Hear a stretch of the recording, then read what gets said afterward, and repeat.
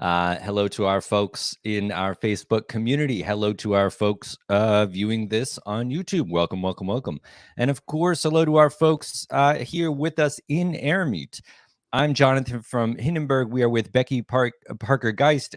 So happy to talk with her all about the audiobook industry more broadly, the future, all kinds of fun stuff.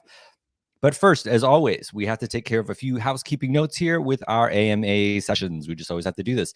So for those folks who have not been here before and who are here in Airmeet, you can do a few things if you would like to. You can write in the chat. You'll see on the right side of your screen, there's a little chat icon, and you can talk to each other.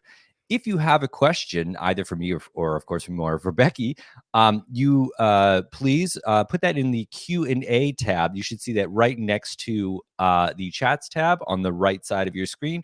And if you do that, we can put it on the screen and display it for everybody at the end. Okay. And the last part here in the center of your screen, I believe you should see a little emoji sign. You've probably seen those before. And that is just so that that's a little reactions tab. You can just let us know how happy you are. Give us digital love for all of the comments that you're hearing, all of that. We certainly appreciate that.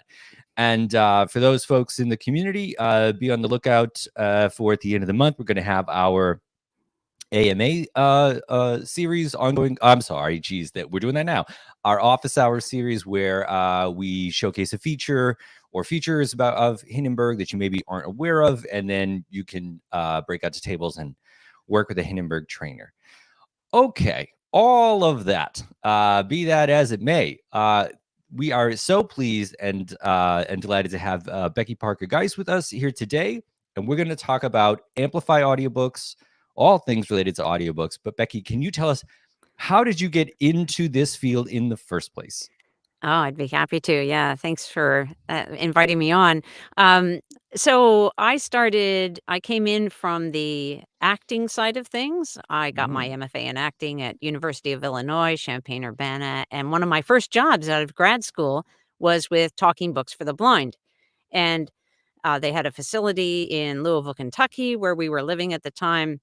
And I just fell in love with audiobooks. It was great.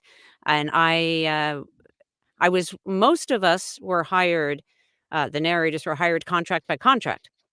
So you get a book contract and then, that was the end. It might be your last one, you never knew. But there were just two of us, one male and me, who we were told we were so popular with their listeners that we got hired as full-time employees. Which meant that and then I got to spend my days recording audiobooks, and, yeah, I just fell in love with it.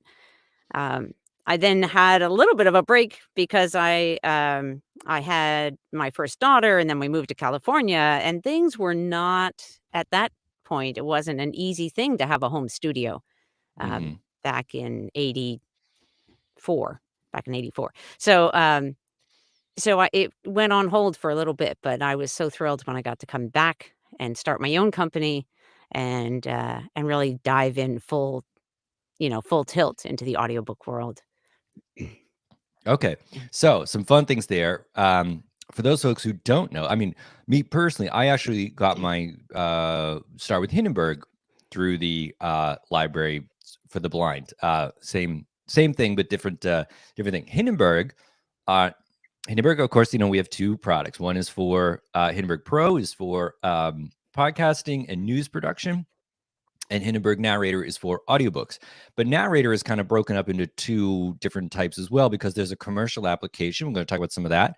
And then a few years ago, I guess many years ago at this point, the Library of Congress, which is called NLS, the National Library Services, they have an ongoing series that every state produces like local content and libraries for the blind. So the idea is that local people are producing the books of every different state, and a few years ago they switched to using Narrator for making all of their books for the blind that go out to people. And so Hindenburg, is involved in all that. That's how I got in with Hindenburg was teaching people narrator, and there's a little bit of a different application for that. If for those folks who are wondering, that's what, if you ever see Narrator Studio, that's what that's about. And for the commercial application, you don't want it. It's just because the end result is that it plays in special players for folks who are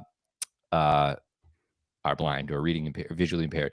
So that is wonderful that you did that, and it's really a great. I guess I just want to give a shout out. Like if you're curious about this or curious about getting into audiobooks, it's a great place to kind of get your feet wet, so to speak. Actually, Yes, yeah. Yeah. okay. So very interesting stuff. We are going to talk all about what you're currently doing. But let's maybe talk a little bit about we're going to get there. But our audience, it's a mix of folks because, of course, we have folks that are in the podcasting world that are maybe audio curious. And then we have, our folks that are more like voiceover talent kind of people. And then we have folks that are authors who are maybe God narrator because they want to record their own audiobook, especially because the business of that. So can we just start off by saying, do you have any advice just for authors recording and editing their books in general? Yeah, I think my main general advice for authors who want to narrate their own books would be to have a team of people who are going to do all the things for you that you do not want to take on or don't feel ready to take on, or uh, that you just recognize are not in your skill set, because you should be focused on doing what you do well Mm-hmm. and working with a team to have them take on the other things. I think that's true in any indie publishing arena. It's just like we don't edit our own print books either, our manuscripts. It's always better to have someone else who's helping in that process. So that would be my main advice. Yeah. Okay. You said you used the C word, community. Can you tell us about the importance of community in the audiobook world and tell us what is Amplify Audiobooks? Yes. Well, a community is actually, it's like one of our core values. It's one of my personal core values. These days, I think that has only increased. The more that we're able to we're so computer focused, whether that's our cell phones or whatever, I think uh, and social media as well. We connect in these digital ways, but I think that we really have this growing yearning and need and recognition of our own humanity, is that we need to connect with other people in genuine ways. That doesn't always mean physical ways, but that I think is a part of it. So, in any case, especially as authors, a lot of us work on our own most of the time. We're just focused and we're in our own story world, or we're creating our content, and um, community that is so important in the overall process, and it is clearly usually the main reason why we're writing in the first place, right? Because we have something we want to share with others. Those others are our community. And sort of bringing this around to what Amplify Audiobooks is about and how it holds that core value. There's a couple different ways. Like, one is that, unlike any other place, any other retail platform or way that you can sell your audiobook, Amplify Audiobooks is a way in which, first of all, as your customers, the people who buy your audiobooks, you're actually going to know who they are. You're going to have a way to reach out to them and build that community with them. And this is so essential. We know this from any marketer is going to tell you, one of the first things you need to do is build your email list, so that you have a way to continue to communicate with people. And I want to highlight something here that many people don't think about. And it is the fact that whether it's somebody who's going to read our print book or listen to our audiobook, the reason they get it in the first place is because there's some value that it is offering to them, right? There's either some information that they want or some entertainment that's going to help them. Maybe it'll just take them out of the challenges of their daily lives or whatever it is, okay? So there's some value that they're seeking, and your book, your audiobook is ideally delivering on that promise. So, it's when you think about it from that perspective, it is likely that your listener is going to get more value from you and more value overall in their lives if they're able to stay connected with you. When you put out the next book, they're going to want to know because they have come to you for a certain kind of value. So it's good for the authors and it's good for the listeners. And so being able to connect is so, so valuable. Now, if you go to places, like Amazon or really any other audiobook retail platform or any other platform, really, you don't get that information. It's not available to you. Retailers know very well how valuable it is, and they're not going to give it up. Okay, so I wanted to let's shine a light on that a little bit. So, Yeah. folks who are just new to this, because some of our people have been doing this for ages. Some folks are just getting into it now, and maybe they just want to put out a book, and they're starting there, like a Mhm. lifelong kind of a dream or something. So, in that use case, they've probably heard of one or of two places where folks consume audiobooks from the user perspective. Right. The place they probably heard of is Audible because Mhm. of Amazon, and then they start hearing things like of this other company or term ACX. Maybe don't know Mhm. much about that. And then the other place more recently is Spotify, Mhm. and similar to kind of ACX is Findaway. Right. Findaway Books. Can you talk about the broader marketplace and then why you decided that there was something wrong here and you wanted to offer an alternative? Yes, absolutely. So, ACX is that production side. So when you want to produce and you want to get an audiobook onto Audible specifically or iTunes. That's it. Audible, iTunes, the end, period. If you want to get it onto those platforms, it is an avenue to do that. But there are many other avenues as well that will get you out onto many more platforms.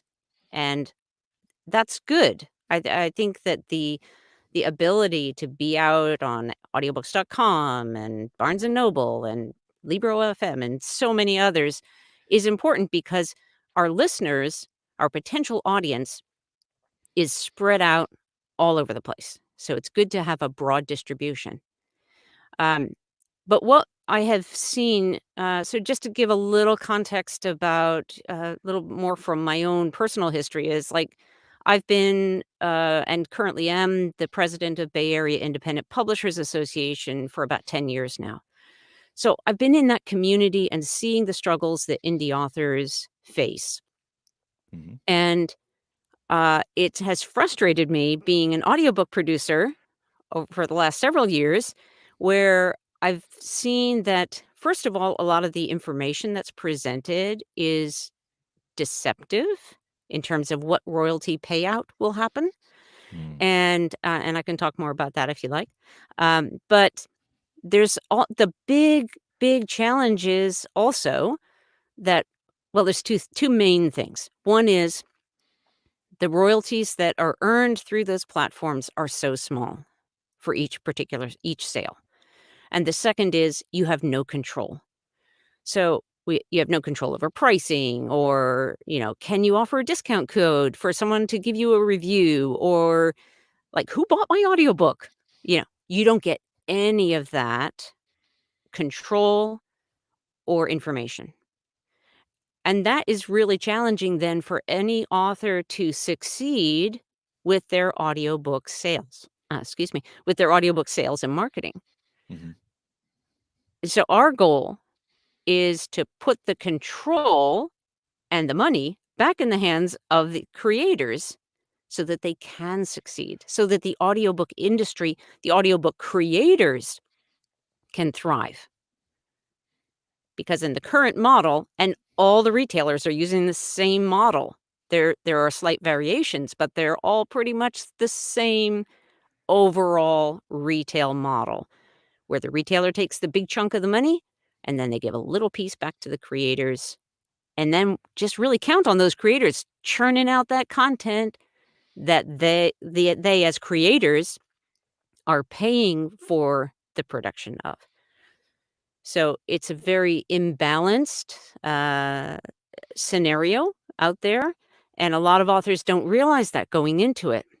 They realize the importance of having an audiobook, and it is important because people want to listen to audiobooks. They want that great content, but it's not a very sustainable model unless you've just got, buckets and buckets of money to throw into your projects without needing any return from them. So I'm at the end. I mean, spoiler alert, going to ask you a little bit about AI and that kind of thing. But I want to just tie it into what you just said here because you said unless you can, people can just endlessly produce content. And there are all different types of audiobooks, of course. Anything can be made into, or not anything, but many things can be made into an audiobook, of course. Right. So, I mean, when somebody says audiobook, I immediately think of a 7-hour audiobook, but of course, there are children's audiobooks and all these other Right. things. And I bring that up because a short time ago, there was I don't know if you call it a scam, whatever you want to say about it, but like people can produce large volumes of content, and especially based on people's like search engine history. So if you know that parents are looking for young adult books, and they're going to type in dinosaur or whatever the terms are, you can just with an AI potentially just create essentially a fake book. And the purpose of like, well, why would you want a fake book? And it's just to kind of flood the market because Right. again, the idea is like it's hard to make any kind of money off of, you take 4 years to write and produce a book and then you want to sell it. You have to continuously produce new content. So people are saying, well, I know a way to do that. Just make not real content. But of Yeah. course, that as a consumer is maybe not so ideal. So do you think that with the increase of those types of things, that and similar, I'm sure, other parts, that people would just get so frustrated with this that they'll try to look for places where they can get their, real books or follow authors they want or that kind of thing? Yeah, I do, because I think that we are in this weird space right now where, we're just sort of exploring, and it's been going on for a long time, not to, say it's, oh, this brand new thing. It's been going on for decades, but we're now at this place where it's like, yeah, if we don't have creators creating actual unique new content, what are we going to get? We're going to get franchises of franchises, imitations of imitations. And at a certain point, it's just going to be like, why? Like there's I believe that we as humans have some sensibilities, whether we recognize them in a conscious level or it's all just subliminal for us. I think that we can sense when something is genuine or not. And the more we have the imitation of the imitation of the imitation, the more obvious that's going to become. And I think that we will, at a certain point in this realm of creativity and new content, that we're going to see a shift that happens. I don't know how far out, but that's what I expect to happen. Interesting, interesting. Okay. So a few other questions about all this stuff. Why don't I start with this? Do you have demographic data on the types of folks who make audiobooks? We have some because we know who our customers are, and they kind of fall into two broad categories for us, at least. And maybe it's different Mm. from your point of view. For us, it's the model of somebody is maybe retired, they've wanted to write a book and record it, so they get into it kind of that way. It's one or a few, or want to be a narrator as their kind of second career kind of thing. The other end of the spectrum is a much younger person, typically, who's more of like a voiceover actor kind of person. As you came from the acting world, they are usually actors primarily, and they do a number of other different things, and voiceover is a common one. And so audiobooks are part of their voiceover kind of portfolio. Is that what you see? Yes, and I don't have any numbers, but I would say that does seem that is kind of the picture that we have as well. And for the author narrators, just sort of coming to that, those that do want to narrate their own books, I see as sort of falling into a couple different buckets as well. One is more of the business and self help realm, where Oh, it feels like I, as author, I need to have my voice on this because I have something that it's like I'm a speaker, or I have a coaching program, or I want them to connect with me in a very personal way. right.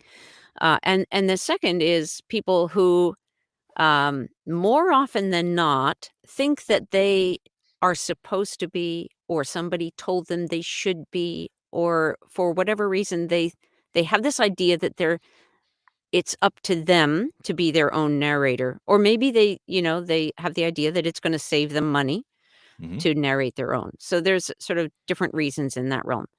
And what I would like to say about, for any authors that are listening to this, where they feel like, "Oh, that's true for me," it's really important to understand that the quality of your audiobook is critical, and that if you don't feel passionately like you want to and should be, and like it's something that you look forward to doing, then you probably shouldn't be the one who's doing it, because a good audiobook actor, narrator can do that on your behalf, and your content can be great as an audiobook. When we have and there are many audiobooks out there that have been narrated by authors who really probably shouldn't have narrated their own. And and the sad thing is that listeners are not as excited about listening to those. They're not going to get the kind of word of mouth that's going to increase their sales. So just ask yourself those questions, you know, um, because there's so much competition in terms of how many audiobooks are out there in the world, that the great ones, the ones that are really well narrated, those are the ones that are going to rise to the top. And you need that in order to really succeed and thrive in the audiobook world. Okay, so great insight there. Have some other questions about um, Amplify. So, folks might be aware that ACX and Findaway Voices are both um, marketplaces for voiceover people, for audiobook narrators, as well as an author. So that just means that if I wrote an audiobook and I want to shop it around, a few narrators kind of do auditions for me. I pick the one I want. We agree on a price, whatever. That's kind of the way that it works.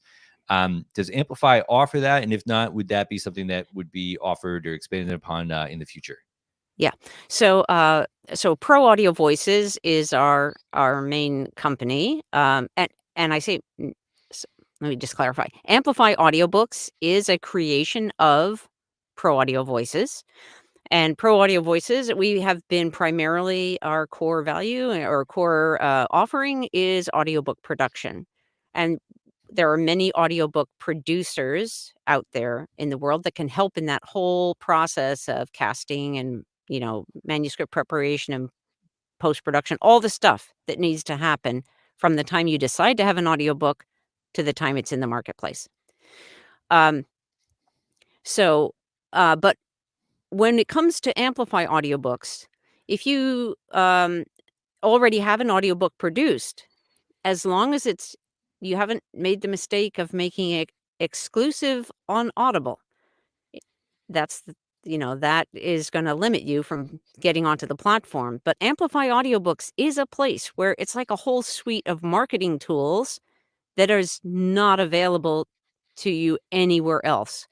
So I talked a little bit earlier about that control and the royalties.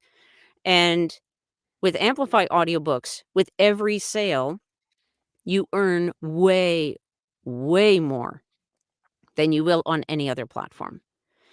And you get to set your own pricing. You can do promotional pricing, put it on a schedule. You can do coupon codes, as many as you want, for you can use them in so many different ways. And we help our authors understand some of the ways that they can actually utilize these tools so that their marketing can be effective. And then you also have direct access to your own customers. So you know who bought your audiobook. And so you can follow up with them. You might ask for a review. You might invite them. You might let them know when your next book comes out. There's so many ways in which that ongoing connection can be beneficial to both the author and the listener. So we've created this platform that is a way to distribute your audiobook. And we have apps in the App Store, or an app in the app stores, um, so that the listener experience is very similar to what it would be on the Audible app or the Audiobooks.com app. Um, and the big difference is that when you buy an audiobook on Amplify Audiobooks, the money that you've spent is not just mostly dropping into the pockets of the billionaires and the mega corporations, it's actually going to the creators. Hmm. So as a listener, we can have a greater impact in the world with our purchases, because that's kind of how we vote, right? In terms of what we care about is by where do we spend our dollars? And there are a lot of ways that we can make a difference. And in the audiobook world, this is the one. All right. I feel like that was a good pitch. Just so to clear one thing up, because you had said if you make your audiobook exclusive on Audible or Yeah. Findaway Voices for Spotify, is it the case that somebody can put their book on Spotify and Audible and Amplify, or is it that if you pick one of those, it makes it so that you can't put it anywhere else? Amplify is always going to be non-exclusive. It is a standalone platform that is available to anybody that has an audiobook. And that only restriction, the limitation is if you are in an exclusive contract with some other company, then putting it anywhere else on a website, your website, whatever, is going to be a violation of that contract. So you either need to end that contract, try to get out of it, or you've limited yourself and think about the next audiobook or Okay. anything else. Yeah. Uh, Yeah. so I asked you a little bit about your thoughts on how some ways that AI is sort of affecting things right now. I gave one use case Yeah. there. I usually ask folks, what are your thoughts on AI and all that kind of stuff? But how about we say here we are in 2023, let's say 5 years from now. What do you think the impact of AI is going to be on the audiobook industry in 5 years? I think that there is going to be, for at least a short term, a growing number of audiobooks that are narrated by AI. And I expect there will be some improvement in the quality overall of those. Right now, to my ear, it's pretty obvious. It's a computer reading to me and not a real human. Um, but I think that I think there's going to be a shift back to humanity. And I just want to comment, Amplify Audiobooks will never host an AI narrated audiobook.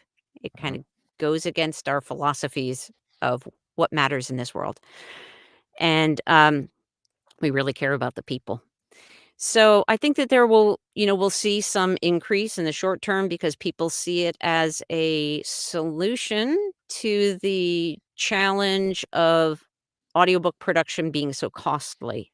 Hmm. When that first came out, when it was first announced by BookBaby that they were going to partner up with SpeechKey and do it and do they presented it as that solution, right? And what we were busy working on was looking at the same problem, but saying, no, that's not the. It's a different view because it's from our perspective, it's the fact that you can't earn a return on your investment because the retailers are taking all the profits. Hmm. And BookBaby is just going to be doing the same thing, just on a different scale. So they're still claiming, they're going to claim their big chunk of the pie, but they're saying, well, you as an author don't have to pay as much. And what we're saying on our solution is, no, let's actually give you a big piece of the pie. Let's give you the control that you need, that is justified for you as the creator. And let's help you thrive in this world so you can keep making great content. Okay. Thank you so much. We're gonna leave it there for this one, and so much good information. So, folks, obviously, you should, if you are curious, please. Well, Becky, tell us where they should go. AmplifyAudiobooks.com is a great place to start. And there are links there as well. So that'll take you right to the store. But there's also links there for authors that want more information or listeners who want to understand better why it matters. So, yeah, Yeah. AmplifyAudiobooks.com. Okay. Great. So please go check it out. And like I said at the top, we will see all of you at the next one. And the next thing that we're doing here is our office hours series at the end of the month. So we will see you there for that. We want to say thank you again so much for Becky for coming today and letting us know a little bit about the audiobook marketplace. So we'll see you at the next one, everybody. Bye.